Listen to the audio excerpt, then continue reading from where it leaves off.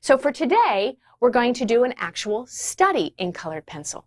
Now, what's the difference between a drawing and a study?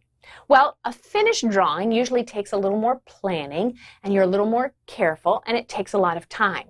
But as you're learning how to use colored pencils, I want you to do a study. So for today, we're going to do a flower study. And for this, you'll need, it can be a fake flower or it can be a real flower, whatever you have handy. I would prefer for this first time together for you to find a flower that has a center button.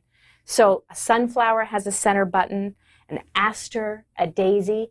There's lots of different kinds of flowers that have a center button, and that's what I'd like you to find for today's lesson. Now, artists love to use flowers just like they like to use fruit, and what that's called is a still life. Your subject matter is a still life. Now, what is a still life? It could be any of these things you see here on the table. A pitcher, other types of dishes, fruit, flowers, books. A still life simply means something that's not moving or living or outdoors. Those are different types of subject matter. A still life is very popular with artists for several reasons. One, it can stay put. So if you have to do a painting that requires a lot of time, you set up your still life and you leave it there for a while.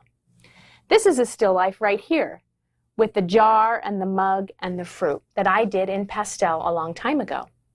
Now, still life is also great to use as subject matter because you can vary the shapes and the positions so easily. If you don't like where something is, if it's in front, you move it to the back or you turn it. So if I didn't like where this pear is, I can move it. I can change where my pot is and put the pear in front. Gives you a lot of options for your composition, how you're going to plan your painting. I think of some artists who use still lifes and use flowers a lot. One of them is Vincent van Gogh. He was a Dutch painter who actually did most of his work in France.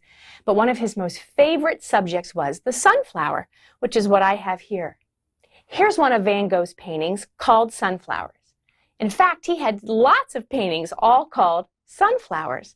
They were so prevalent where he used to paint in the south of France that they were a favorite subject matter for his still life. Notice all the beautiful golds and yellows and browns that he put in this painting. Another artist who loved to use flowers as a subject matter was the American artist Georgia O'Keeffe. She loved to use flowers, and she didn't do little studies. She made very large paintings of very close-up views of flowers. Here's one of Georgia's called Red Poppy. Now, you might think it's simply a red flower, but if you look closely, you'll see shades of blue and purple and orange and gray and even green in the petals of the red poppy. Okay, now it's time for us to get started on our flower study. We're going to start off with our light layer, and I'm going to very quickly color my first layer of yellow. Again, the light layers, you don't need to worry about how filled in or neat you are. Color pencil can erase. And this is a study on color blending, so I can work very quickly. So you do that with me. Now you see that's a far cry from this, right? So after I have in my first layer, I move to my next layer. Now I can see that this is a much golder yellow, not nearly as pale. So I will cover the whole thing with a light layer of orange. Now here's why it's a study, friends. I don't know what it's going to look like until I try it. Supposing it doesn't really come out to be the right color.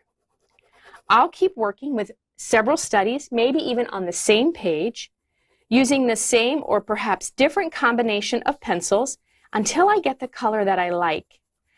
Always pay attention to what you're choosing, so if you go to do your final drawing, you can get the exact shades that you want. Now, when you go to do your center button, it'll be different for everyone. If you have a daisy, it might be a yellow center button. Mine happens to be kind of a dark brown that has some yellow in it. So when you're working with color pencils, it's always best to use lighter colors first and then go back in with dark. Now, why is that? Well, just like when we learned about the importance of keeping your lines light when you draw, it's hard to erase dark lines. And color pencil can be erased, but if you press too hard or use really dark colors, it's a little trickier. So always use your lighter colors first, and then you can add in light layers so it's not too dark until you just build up slowly what you want. So now when you go to do your stem, you're thinking it's green. All stems are green. But again, we're talking about blending colors. So I don't want you to ever use a straight pencil as your only color. So I can take a green, and I'm going to take a lighter brown and even a lighter green. So I have 3 different colors. This is why you do a study, to figure out what's going to look the best. I'll use my lightest one first. Again, light layers. Just fill it in. Blend over top with another color. I'm going to take my tannish brown and I'm going to lightly overlay that.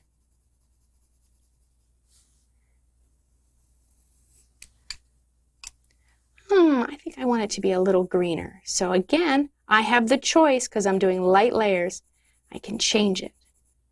I'm going to make it a little darker under the petal because it's in shadow where the petal overlaps the stem.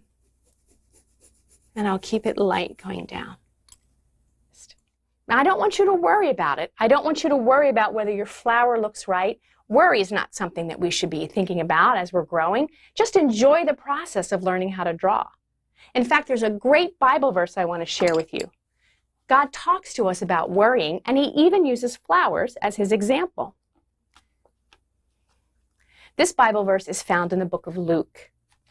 It's Luke 12:27, and it says, "Look at the lilies and how they grow. They don't work or make their clothing, yet Solomon in all his glory was not dressed as beautifully as they are." That was Jesus talking. He was talking to the people that were around him, and he was telling them that birds fly around and they don't worry about where they're going to find their next meal. They just enjoy the day. And that lilies and all flowers look absolutely beautiful just the way God made them. They don't worry about their clothing or what they look like. And that's how we should live, not worrying so much, because God will take care of us. And I love how God used flowers as an example for us to learn about not worrying. We should be thinking of the things of God and of heaven, and not whether we eat this or dress like that. Great message from the book of Luke. So friends, next time we're together, we're going to be using a different tool for color blending, one of my favorites, chalk pastels. So I look forward to having you back with me. Can't wait to see you next time.